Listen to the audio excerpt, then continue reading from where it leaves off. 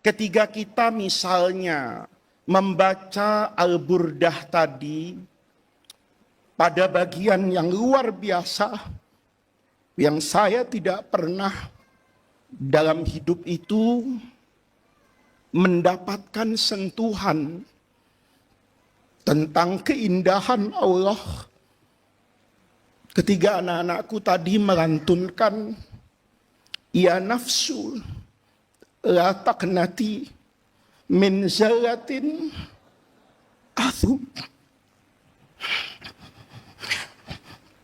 Itu indah sekali anak-anakku, menggambarkan Allah yang maha baik kepada manusia. Ya nafsun, siapa saja, la taqnati, jangan pernah berputus asa dari dosa. Wa in azumat, karena Allah itu tidak seperti manusia. Allah itu rahmatnya. Innal kabairo, dosa yang kita bawa, dosa yang kita bawa di hadapan Allah itu, kata Imam Busiri, innal kabairo fil ghufran, kalau dibandingkan lautan rahmat Allah, lautan maghfirah, itu kalamami anak-anakku, tidak ada artinya. Kita itu sering berprasangka buruk kepada Allah, seolah-olah rahmat Allah itu hanya turun kepada mereka yang sempurna sebagai hamba. Kadang-kadang kita membayangkan betapa sulitnya untuk masuk ke dalam surga. Ada sholat, ada puasa, ada zakat. Berapa banyak dari kita sekarang sering memutus asakan orang dari rahmat Allah. Berapa banyak orang ketika mendengar ceramah itu kemudian merasa sulit untuk masuk surga. Merasa Allah itu tidak Rahman dengan tidak Rahim. Maksiat yang dikerjakan itu seolah-olah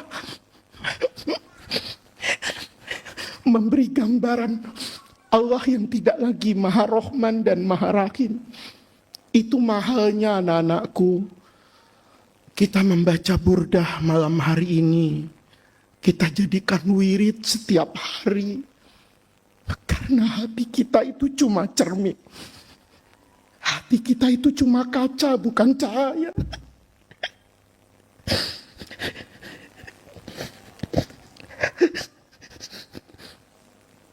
Hati kita itu cermin anak-anakku, bukan cahaya. Saya itu tidak bisa menerangi kamu. Tidak ada seorang pun di dunia ini yang bisa menerangi orang lain. Karena yang maha terang itu hanya Allah. Dulu saya ngaji itu ingat sekali pelajaran balaghah. Anak-anakku juga pasti belajar. Dalam ilmu balaghah itu ada tasbih yang namanya tasbih mursal. Contoh yang paling indah pada tasbih mursal itu firman Allah di surah An-Nur. Ketika Allah berfirman,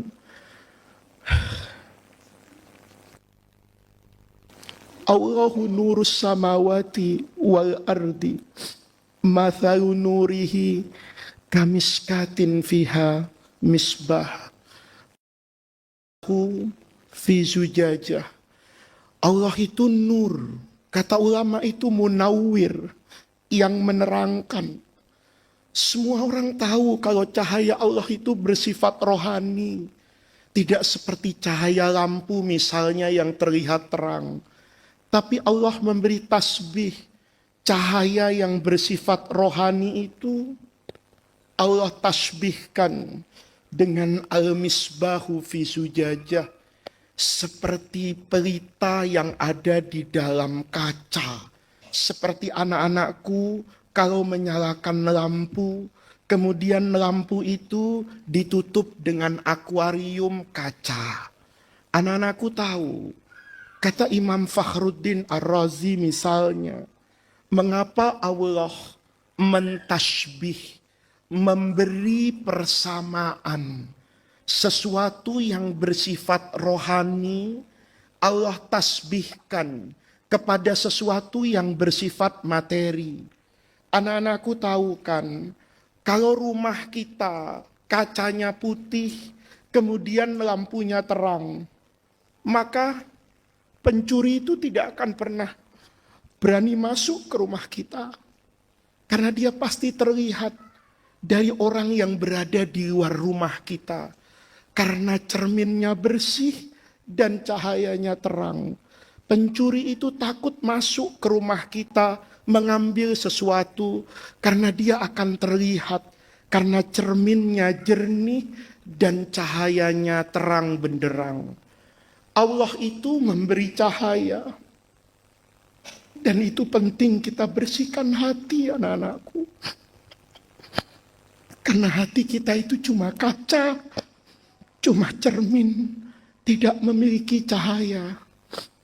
Kalau cerminnya bersih, kacanya bersih, maka cahaya yang memantul ke kaca itu selalu bersih. Tapi kalau kacanya kotor, jendelanya kotor, cerminannya kotor, maka cahaya itu juga tidak akan memberikan cerminan yang terang. Maka membaca burdah itu harus serius. Berzikir kepada Allah itu bukan sekedar lisan yang terucap, bukan karena kepantasan, bukan karena apapun, karena ingin tasfiyatul qulub, supaya hati kita itu bersih. Jangan pernah melihat Allah kecuali Allah itu yang maha baik. Kita ini sering banget berprasangka buruk kepada Allah. Seolah-olah Allah itu kejam, seolah-olah Allah itu begini dan begitu. Tapi misalnya ketika kita membaca burdah tadi, maka akan selalu ada harapan bahwa saya nanti bertemu dengan Allah dalam ridhonya. Karena apa anak-anakku? Dosa kita itu besar. Saya itu manusia bejat dan brengsek. Tapi kalau dibandingkan dengan Al-Ghufran yang Allah miliki, maka itu tidak berbanding apa-apa.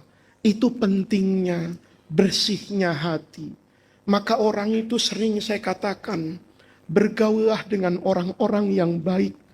Karena kalau kamu bergaul dengan orang yang baik, maka kamu bisa berhusnudzon kepada orang yang jahat. Sementara kalau kamu bergaul dengan orang-orang yang tiap hari hanya melihat kekurangan orang, hanya mencela orang dan merendahkan orang, kamu akan terbiasa bersuudzon bahkan kepada orang yang baik.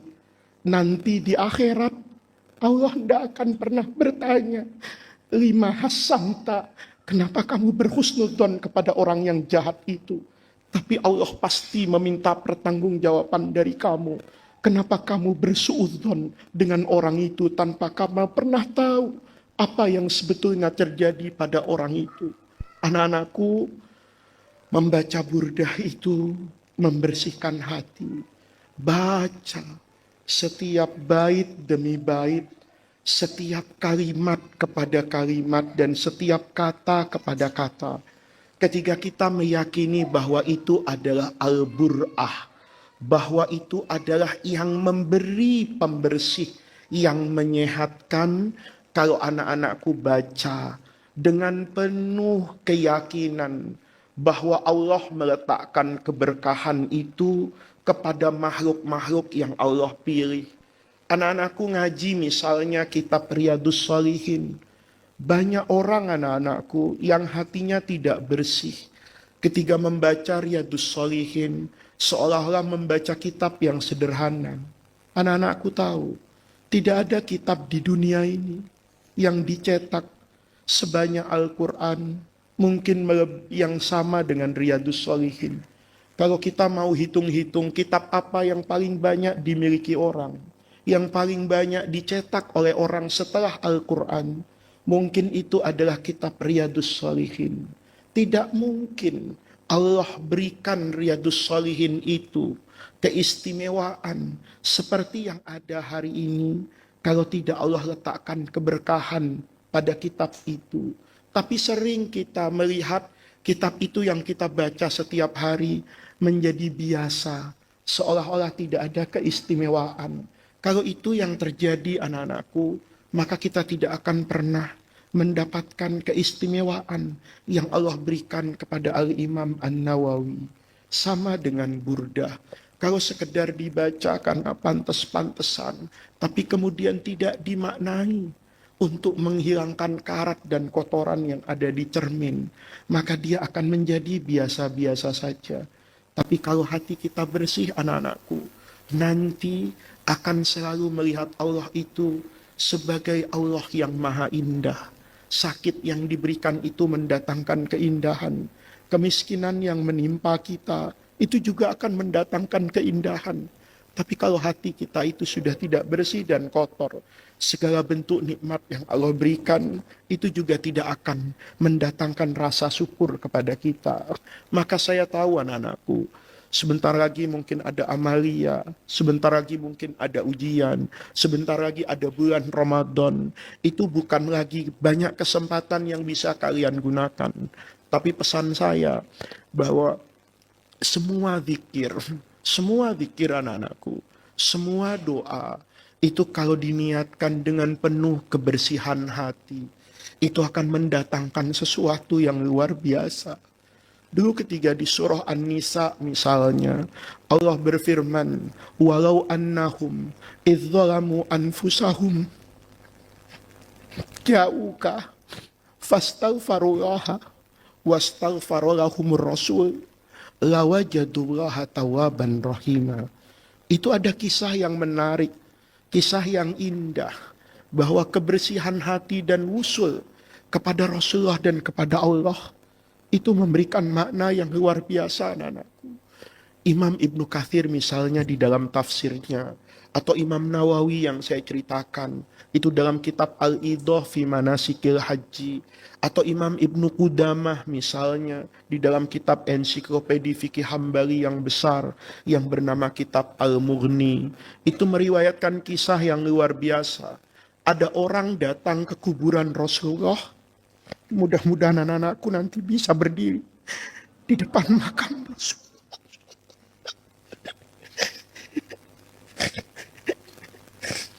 Orang itu baca Quran, tapi bacanya itu dengan hati.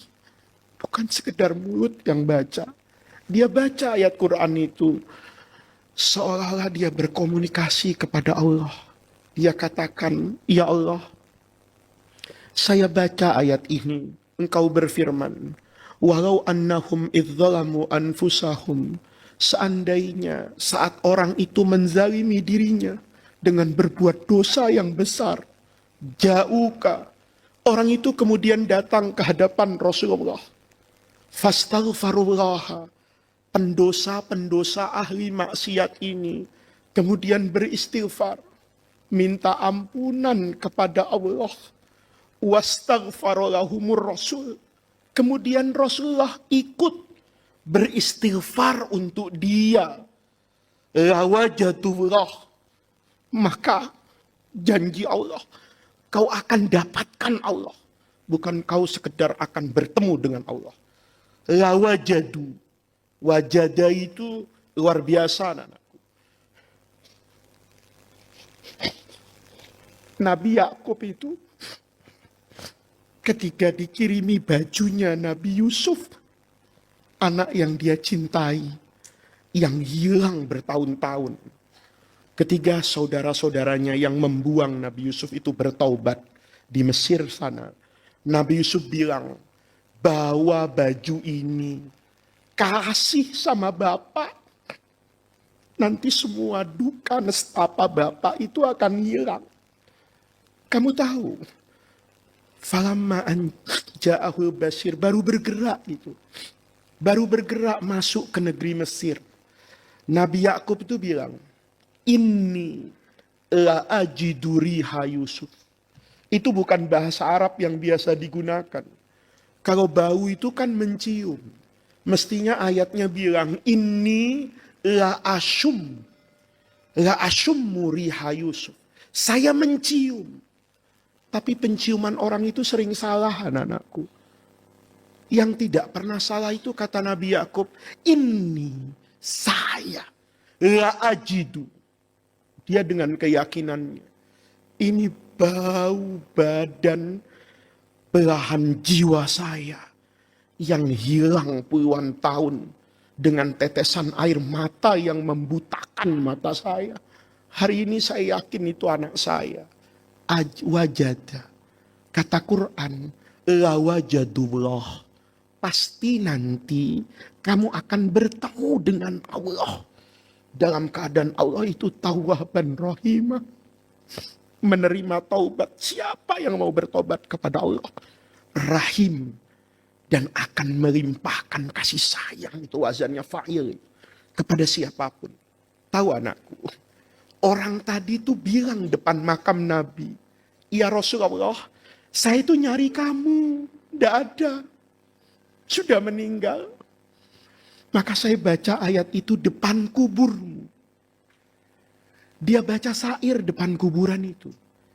Ya khaira man dufinat bilqa'i a'zumuhu.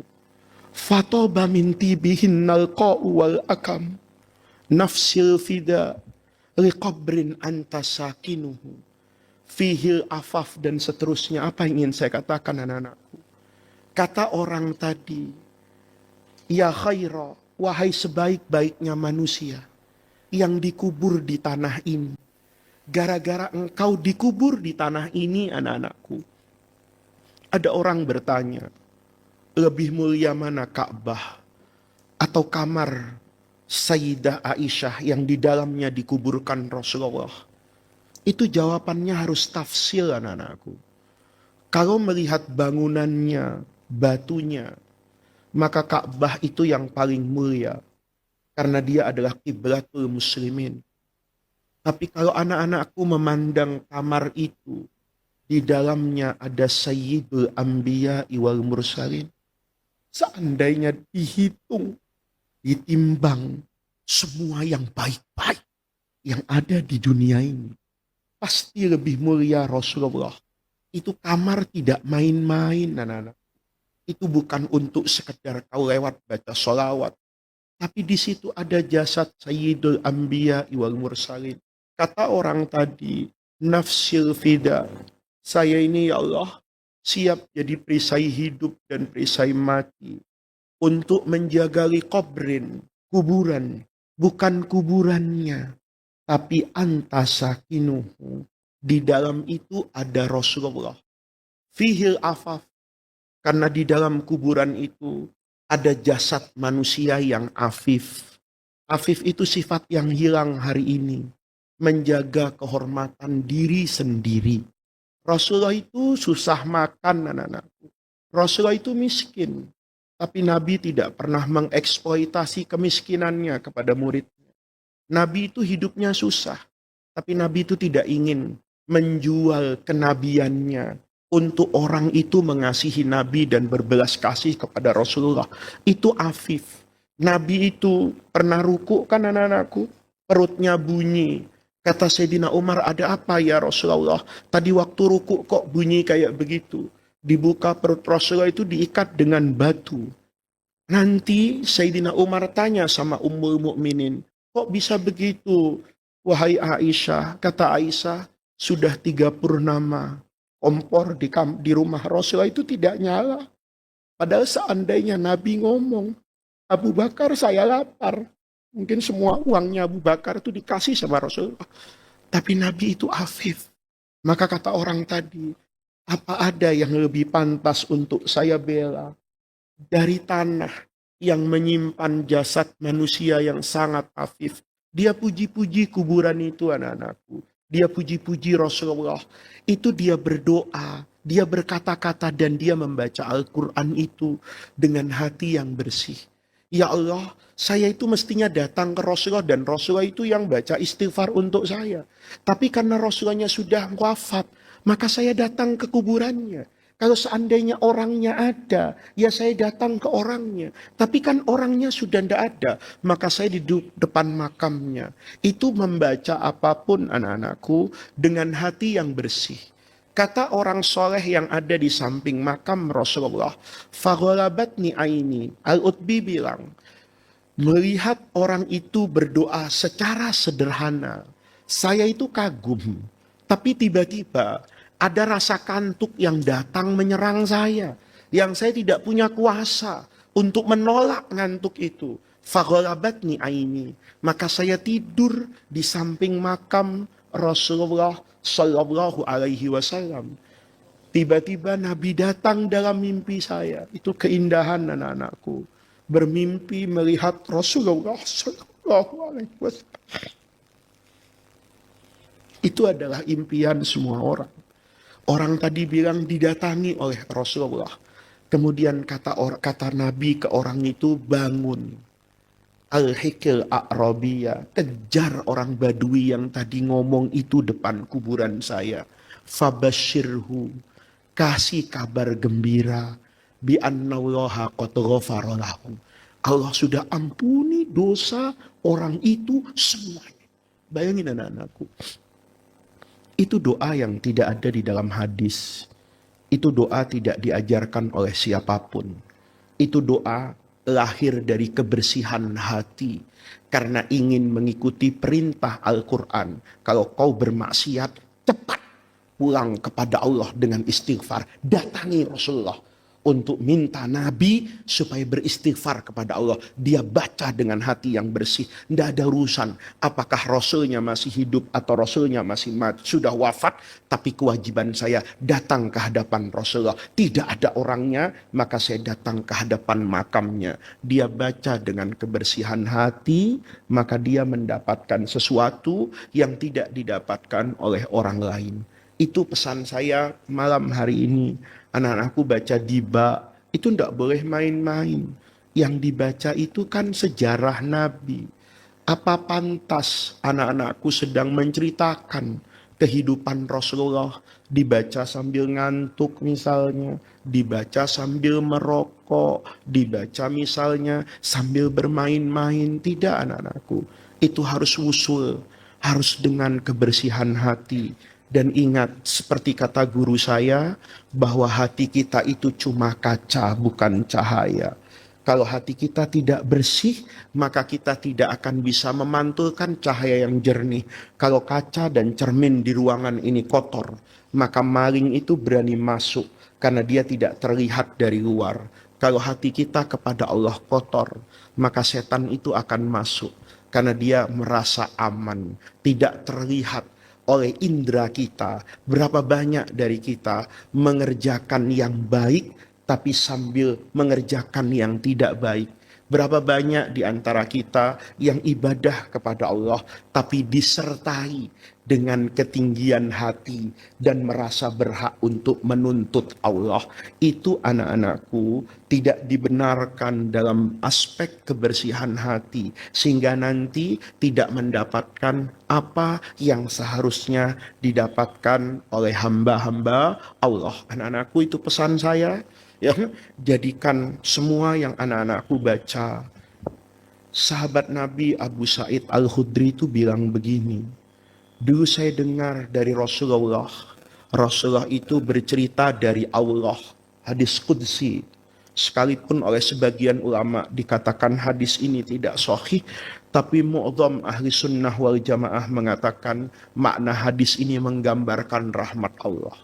Kata Imam Abu Sa'id Al-Khudri itu dalam hadisnya, Nabi itu bercerita bahwa Allah itu bersabda, man saghalahu dzikri an mas'alati.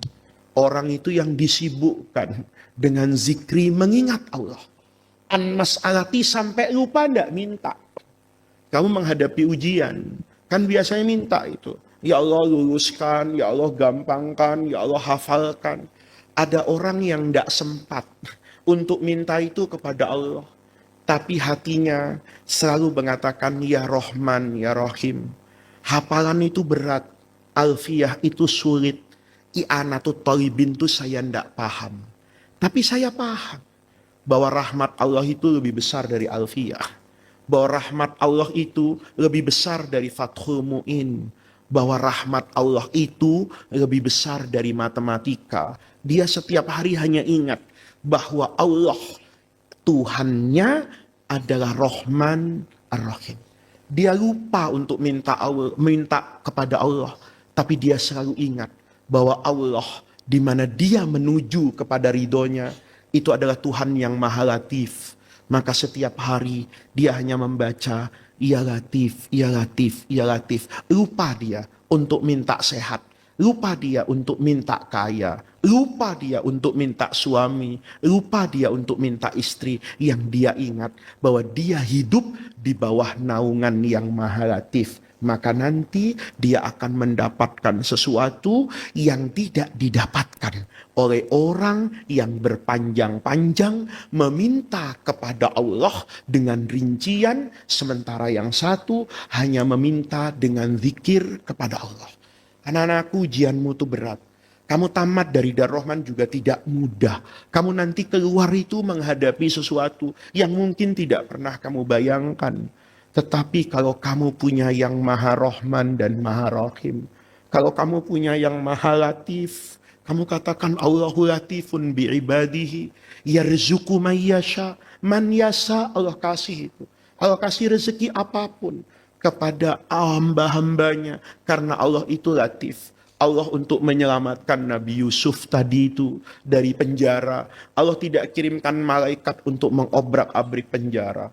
Allah tidak kirimkan pasukan untuk melepaskan Nabi Yusuf dari penjara. Tapi Allah yang Maha Latif mengirimkan sesuatu yang lembut, yang tidak bisa dipegang dan diraba dan dirasa oleh semua orang. Mimpi kepada Raja Mesir. Gara-gara Raja Mesir mimpi, tidak ada yang bisa mentakwil dan menafsirkan mimpi itu. Nabi Yusuf nanti keluar. Cara Allah itu sangat lembut. Nabi Musa itu yang menyelamatkan siapa? Fir'aun. Orang yang paling dicari oleh Fir'aun itu bersembunyi bukan saja di istana Fir'aun, bahkan dalam pelukan dan kasih sayang Fir'aun. Karena Allah itu Maha Latif. Maka kamu nanti mau ujian, baca Ya Latif, Ya Latif. Sekalipun mungkin namamu Abdul Latif, ya kan? Tapi tetap membaca Ya Latif, Ya Latif, Ya Latif. Itu anak-anakku yang bisa saya sampaikan pada malam hari ini. Mudah-mudahan tradisi membaca burdah ini menjadi tawassul dan wasilah kita semua untuk membersihkan hati kita, untuk kita selalu berhusnudzon dan berprasangka baik kepada Allah Subhanahu wa ta'ala. Mudah-mudahan anak-anakku dengan membaca burdah ini dimudahkan semua urusannya. Anak-anakku menjadi seorang santri yang keluar dari pesantren Darul Rahman ini membawa cahaya ilahi nurus samawati wal ardi. Mudah-mudahan anak-anakku bisa menjadi anak-anak yang membanggakan kedua orang tua. Mudah-mudahan anak-anakku nanti bisa menjadi orang yang setiap orang melihat anak-anakku, maka orang itu akan mengenang orang tua anak-anakku yang mendidik anak-anakku bisa seperti sekarang. Mudah-mudahan pesantren Darul Rahman ini tetap menjadi maqalan min ma'akilil ilmi wal bayan. Mudah-mudahan pesantren ini tetap menjadi sorhan menara di mana iman, ilmu, Islam, iman, dan ihsan menyatu dalam kesatuan yang indah. Mudah-mudahan kita semua dibersamai oleh Allah Subhanahu wa ta'ala ala hadhihi niyah wa ala kulli niyatin salihah wa ila hadratin nabiyil mustafa Muhammadir Rasulillahi al-Fatihah.